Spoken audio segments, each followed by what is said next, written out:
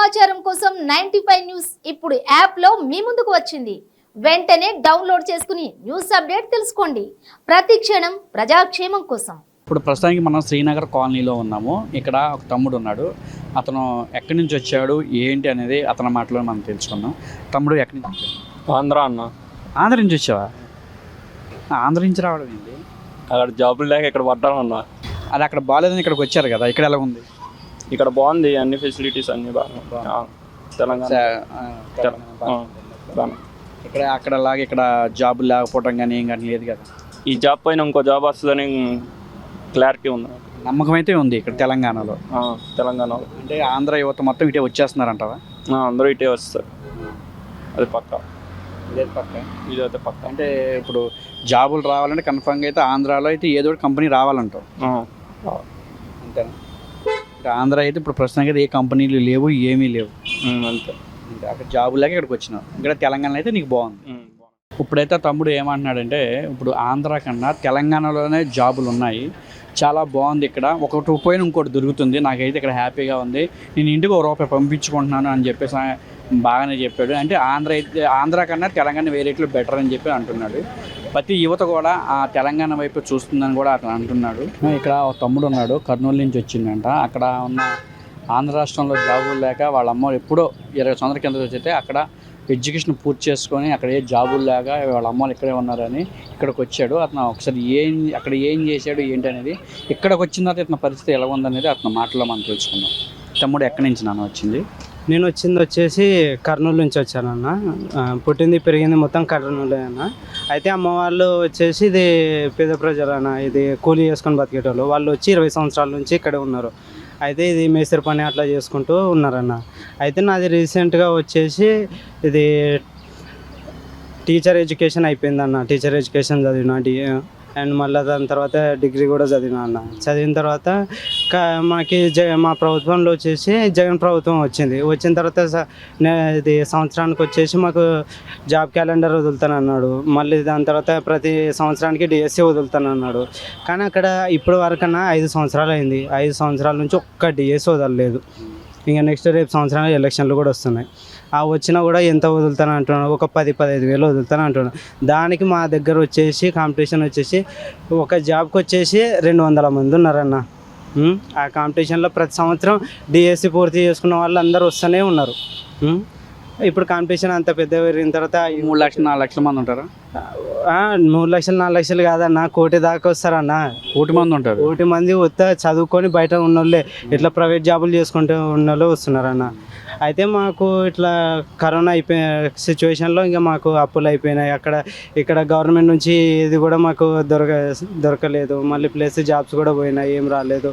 ఇంకా హైదరాబాద్కి వచ్చినామన్న. మా పేరెంట్స్ ఇట్లా హైదరాబాద్లో వచ్చి ఏదో ఒకటి చేసుకోవడం అన్నట్టు వచ్చినామన్న. తమ్ముడు అయితే కర్నూలు నుంచి వచ్చాడు. అక్కడైతే ఏ సదుపాయం కానీ అదే ఆంధ్రాలో ఏ జాబ్స్ కానీ ఏమీ లేవు. పొట్ట చేత పట్టుకొని 20 సంవత్సరాల కిందట వచ్చారంట. కానీ ఇక్కడే ఉంటున్నారు, వాళ్ళ అమ్మ కానీ వాళ్ళు కానీ అంత ఇక్కడే ఉంటున్నారు. కానీ ఇతను మాత్రం అక్కడ ఎడ్యుకేషన్ అయిపోయిన తర్వాతే ఏదైనా జాబ్ ఉంటే చేద్దాని అక్కడ ఉన్నాడు. కానీ ఇప్పుడు దాకా జాబులు లేక ఇక్కడికి వచ్చేసి ఇక్కడే ఏదో జాబ్ చేసుకుంటూ ఉంటున్నాడు. కానీ ఈ తమ్ముడికి మాత్రం తెలంగాణలో ఏదైనా మంచి జాబ్ వస్తే ఇంకా బాగుంటుంది. కానీ ఏంటంటే మనోడు కూడా కాలు కూడా కొంచెం బాగాలేదు. కానీ ఎవరైనా మంచి జాబు ఉంటే మనోడికి చెప్తారని చెప్పేసి నేను అనుకుంటున్నాను. మనం అమీర్పేటలో ఉన్నాము. ఇక్కడ కొంతమంది కాలేజ్ స్టూడెంట్స్ ఉన్నారు. వారు ఇక్కడ జాబ్స్ ఎలా ఉన్నాయి, ఇక్కడ ఏమున్నాయని వాళ్ళ మాటలు తెలుసుకున్నాం. తెలంగాణ ఉత్సవాలు 10 సంవత్సరాల శతాబ్ది ఉత్సవాలు చేశారు కదా.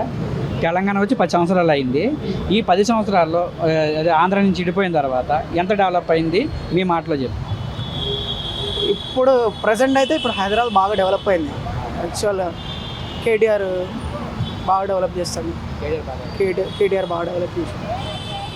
ఐటీ కంపెనీస్ కానీ మంచి సాఫ్ట్వేర్ కంపెనీస్ కానీ బాగా డెవలప్. అంటే ఇక్కడ జాబ్స్ కానీ అంత బాగానే ఉంది. ఇక్కడ జాబ్స్ కూడా బాగానే పడతారు. మొన్న కూడా పడ్డాయి, Group 4 పడ్డాయి. అవి వచ్చినాయి అంటారా? వచ్చినాయంటే చూడాలి. అంటే ఎగ్జామ్ అయితే రాశారు, అవి వచ్చేదాకా మనం ఎదురు చూస్తూ ఉండాలి. అంతే.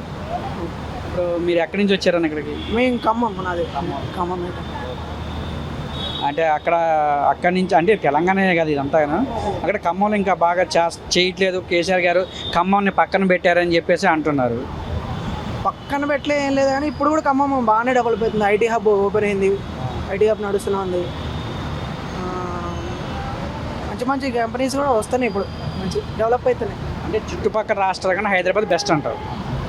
హైదరాబాద్ బెస్ట్ మరి, ఇక జాబ్స్ కోసం ఏదైనా పర్పస్ కోసం ఇక ఇక్కడికి రావాల్సింది, ఇక అన్ని జాబులు దొరుకుతాయి ఈజీగా. తమ్ముడు ఇప్పుడు ఆంధ్రప్రదేశ్ కన్నా హైదరాబాద్ ఎలా ఉంది, ఇది నీ మాటలో చెప్పు. ఏపీ కన్నా ఇక్కడ హైదరాబాద్ బాగానే ఉందన్న. ఇక్కడ చదువు పరంగా కానీ ఏదైనా జాబ్ విషయంలో కానీ ప్రతి విషయంలో ఎక్కడ ఇబ్బంది ఏం లేదు.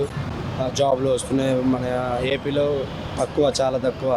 ఇక్కడ చదువు పరంగా ఐటీ కంపెనీస్ కానీ పెద్ద పెద్ద కంపెనీలు జాబ్ ఆపర్చునిటీ బాగుంది. తెలంగాణ పరిపాలన అంటే చాలా కంపెనీలు వచ్చి వెనక్కి వెళ్ళిపోయిన మాట నిజమేనా? అవునా?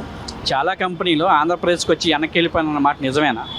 అవునన్న, అది నిజమే. మీకు తెలుసు కానీ, అది అందరికీ తెలుసు. నాకు తెలియదు కదా, మీ మాటలు అడుగుతాను. తెలుసు అన్న, అది తెలియదు. వెనక్కి వెళ్ళిపోయి రిటర్న్ వెళ్ళాయి. దాని తోడు ఇక్కడ హైదరాబాద్ తెలంగాణ గవర్నమెంట్ పర్మిషన్ ఇచ్చింది. ఇక్కడ జాకీ కంపెనీ అలౌ చేశారు. అన్ని కంపెనీలు హైదరాబాద్ తెలంగాణ వచ్చేస్తున్నాయంట. వచ్చేసి ఆల్రెడీ. అంటే మీరు ఆంధ్ర నుంచి ఇక్కడికి వచ్చేసారు జాబ్ పరంగా? ఇక్కడికి వచ్చాను జాబ్ పరంగా. ఇక్కడ జస్ట్ పార్ట్ టైం చేసుకుంటున్నా. అంటే అక్కడ ఏం లేక ఇక్కడికి వచ్చి పార్ట్ టైం చేసుకుని అమ్మా నాన్నకి ఏదో పంపిస్తున్నారా? అక్కడ ఉంటే అక్కడే చేసుకున్నాను. ఎక్కడి వరకు ఎందుకు వస్తారన్న? అంటే అక్కడ ఏం లేక ఇక్కడికి వచ్చారు? అక్కడ ఏం లేకనే ఇక్కడికి వచ్చింది. అప్పుడు అన్న నువ్వు మెట్రో నుంచి వచ్చావు కదా, ఇప్పుడు ఎంఎంటీఎస్ ఆపేశారు. అంటే సర్వీస్ ఏదో క్లీన్ చేయాలి. అది ఇప్పుడు ఎలాగుంది సర్వీస్? ఎలాగుంది? ఓకే, బాగానే ఉంది, కానీ ఎవరైనా స్టాండింగ్ రావాల్సింది తప్పదు. అంటే ఇప్పుడు ట్రైన్లు పెంచారా లేకపోతే అయ్యే ట్రైన్లు? మామూలు నార్మల్ డైలీ రన్ అయితే అలా రన్ అవుతుంది. రన్ అవుతుంది. కానీ పబ్లిక్ అయితే ఫుల్గా ఉంటున్నారు. స్టాండింగ్లో ఆల్మోస్ట్ ఉన్నారు. కొంచెం బోగిలు పెంచితే బెటర్. ఇప్పుడు మీరు ఎక్కడి నుంచి వచ్చారు? నేను ఎర్రగడ్డ నుంచి వచ్చాను. ఎర్రగడ్డ నుంచి. ఫ్రీగానే ఉందా ట్రైన్?